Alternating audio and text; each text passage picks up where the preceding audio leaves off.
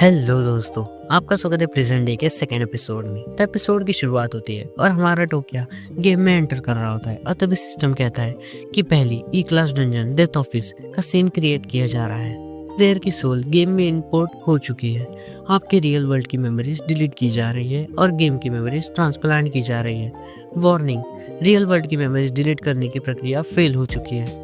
Please game enjoy कीजिए। Boss को generate करने की प्रक्रिया शुरू हो गई है और आप अब इस गेम को एक्सप्लोर कर सकते हैं। तभी हमारा टोकिया गेम में एंटर हो जाता है और वो मन में सोच रहा होता है कि ये बिल्कुल मेरे प्रीवियस लाइफ की तरह ही है।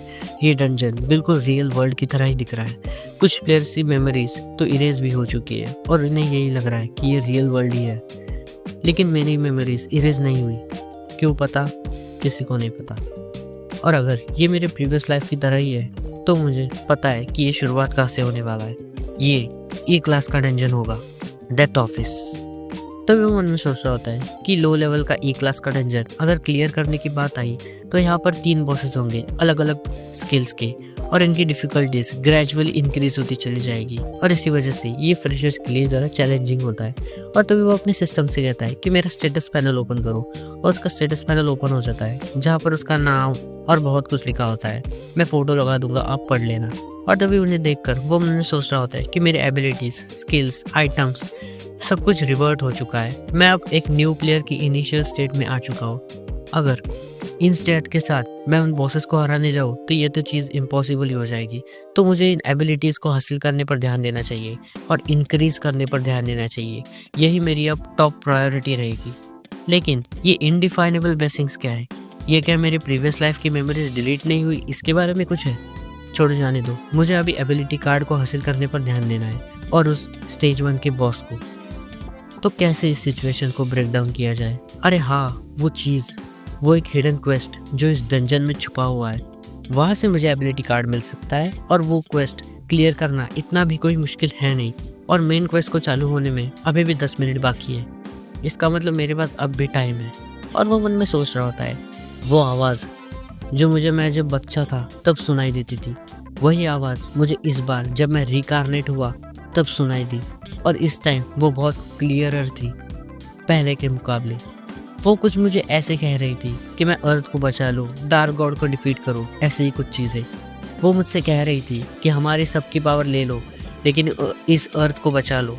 हमारी मेमोरी डिलीट नहीं हुई, इसके पीछे ज़रूर कोई तो रीज़न होगा। हमें डार्क गॉड को हराना होगा इस टाइम पर। मुझे कुछ समझ नहीं आया कि वो क्या कह रहे थे। क्या वो ये कह रहे थे कि मुझे एस क्लास के कार्ड की वजह से कुछ अलग ही पावर मिल चुकी है? छोड़ जाने दो, इससे मैं बाद में डील करूँगा।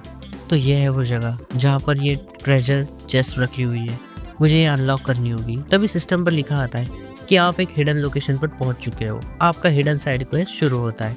आपका हिडन साइड क्वेस्ट मेंस के रेस्ट रूम में से शुरू होता है और तभी वो मेन के रेस्ट रूम में आ जाता है और लात मार के दरवाज़ा तोड़ देता है और कहता है कि मुझे ये फास्ट करना होगा। तभी अंदर एक मॉन्स्टर बैठा होता है जिसका कि नाम है कॉवर्डली ऑग, जो एक अर्बन लेजेंड मॉन्स्टर है जो उस रेस्ट रूम में उस चेस्ट की रक्षा कर रहा है। तभी वो मॉन्स्टर हमारे टोक्यो की तरफ घुर घुर कर रहा होता है। तभी हमारे टोक्यो उसकी तरफ देखकर कहता है कि मैं पहले तुम्हें अपने पैर से कुचल दूँ, इससे पहले यहाँ से दफ़ा हो जाओ। और उसकी फट जाती है और वो भाग जाता है। और तभी सिस्टम पर लिखा आता है कि आपने कॉवर्डली ऑग को हरा दिया, अब ये ट्रेजर चेस्ट आपकी हुई। तभी हमारा टोक्यो मन में सोच रहा होता है कि कितना वीक मॉन्स्टर था ये, इसे रखा था इस ट्रेजर चेस्ट को गार्ड करने के लिए, ये तो मेरे डराने धमकाने से ही भाग गया। और तभी सिस्टम पर लिखा आता है कि इस ट्रेजर चेस्ट के अंदर की चीज़ें हासिल करने के लिए आपको इस ट्रेजर चेस्ट की की ढूंढनी होगी। तभी हमारा टोक्यो उसे पैर से तोड़ देता है और उसमें से जो चीज़ें थी वो निकाल लेता है और कहता है कि कितने बेवकूफ़ होते हैं ना ये लोग, ये सब सिस्टम पर छोड़ देते हैं। अगर खुद का दिमाग भी चलाया जाए तो ये सारी चीज़ें बहुत आसान होती है। छोड़ो, मैंने तो ये ढूंढ लिया। तभी सिस्टम पर लिखा आता है कि आपको 3 कार्ड्स मिलते हैं, स्टैमिना कार्ड, स्पीड कार्ड और पावर कार्ड। तीनों भी ई क्लास के होते हैं। और हमारा टोक्यो उन्हें देखकर कहता है कि ये तीनों भी बेसिक एबिलिटी कार्ड्स हैं।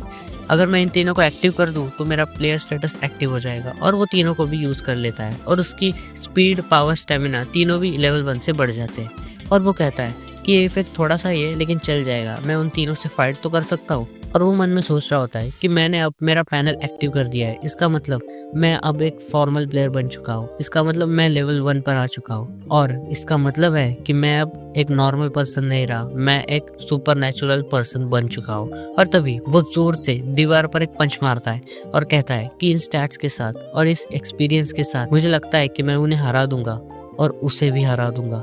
इस बार मुझे इस वर्ल्ड को प्रोटेक्ट करना है। वैसे इसे बहुत टाइम है, लेकिन मैं इस बार सब कुछ लगा दूंगा अपनी जी जान। इस बार उन आवाज़ों की ताकत भी मेरे हाथों में है। और तभी उसके सामने सिस्टम अपीयर होता है और उस पर लिखा होता है कि आपको इनडिफाइनेबल ब्लेसिंग्स मिलती है। तभी हमारा टोक्या कहता है कि तू है कौन रे मुझे इनडिफाइनेबल ब्लेसिंग्स देने वाला, ये है कौन, जवाब दो मुझे।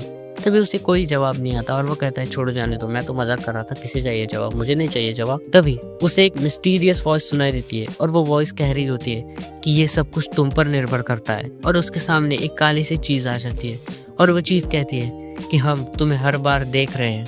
और तभी हमारा टोक्या कहता है कि तुम हो कौन, तुम ही दे रहे हो क्या कब से मुझे ब्लेसिंग्स, तुम मेरी मदद क्यों कर रहे हो। तभी वो मिस्टीरियस वॉइस कहती है कि पहले तुम अपनी औकात तो दिखाओ, फिर सोचेंगे तुम्हें हेल्प करनी है या फिर नहीं। छोड़ो, अब तुम्हारे बैटल का टाइम हो रहा है। तभी हमारा टोक्या कहता है कि मैं तुम्हें अपनी जरूर पावर दिखाऊंगा, मुझे तुम्हारी पावर्स चाहिए। और तभी सिस्टम पर अपीयर होता है कि काउंटडाउन अब खत्म हो चुका है, बॉस की जनरेशन प्रक्रिया भी खत्म हो चुकी है, अब रेड मोड शुरू होता है। आपका स्वागत है प्रेजेंट डे में। आपका चैलेंज ई क्लास डंजन डेथ ऑफिस अब शुरू होगा। बॉस जल्दी ही अपीयर होने वाले हैं, तो प्लीज खुद को रेडी कर ले। और वार्निंग, जो प्लेयर्स अपनी जगह काउंटडाउन खत्म होने के बाद छोड़ेंगे उन्हें इस रेड में फेल माना जाएगा। आपके पास टाइम बचता है 59 सेकंड्स का। और यहीं पर हमारा ये वाला एपिसोड खत्म हो जाता है। अब जिन्हें फैन सर्विस वाली, मनी वाली या फिर सिस्टम वाली मानवास पसंद आती है, वो इस वाली वीडियो को क्लिक करें।